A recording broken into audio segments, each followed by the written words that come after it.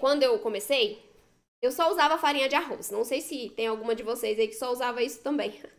Só usava farinha de arroz. E meus bolos, porque no início eu só fazia bolos, eu não fazia pão, porque eu não sabia fazer, não conseguia. Meus bolos ficavam parecendo que eu tava comendo areia. Parecia que eu tinha colocado areia na receita. Porque eu tinha muita farinha de arroz ali dentro. E a farinha de arroz que eu usava, ela tinha o grânulo mais grosso. Então, sim, parecia areia que tinha dentro daquele bolo. Não era muito ruim, era seco, esfarelava, duro, né? Esfriava, ficava duro. Então, eu só consegui resolver esse problema né, alcançar os meus pães e os meus bolos que ficassem mais macios, mais fofinhos, porque eu não passei de ruim para perfeito, né?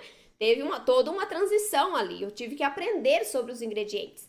E eu aprendi nisso que uma farinha só não funciona. Se eu uso somente farinha de arroz para fazer pão e para fazer bolo sem glúten, não funciona, não dá certo. Por quê? Porque a farinha de arroz só vai agregar uma característica à sua receita: estrutura e mais nada. Ela não agrega nutrientes, não agrega fibras em quantidades suficientes, não agrega maciez, não agrega leveza, ela só agrega estrutura.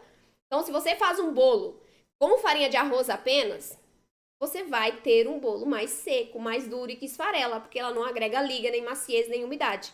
Tudo bem? Então, é importante você ter isso em mente. Uma farinha só não funciona. É muito importante isso. A gente precisa de um mix equilibrado, tá? A gente precisa de pelo menos 3 farinhas no nosso mix equilibrado.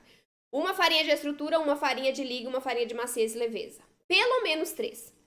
Por que eu falo pelo menos? Porque você pode usar mais farinhas, né? Principalmente no grupo de farinhas de estrutura, nós temos uma disponibilidade maior de farinhas. Então, sim, a gente pode pegar outros tipos de farinhas e combinar. Nós vamos falar sobre combinação ainda hoje, tá? Então, você pode combinar dentro do próprio mix, como eu falo para as minhas alunas, fazer um mix do mix, né?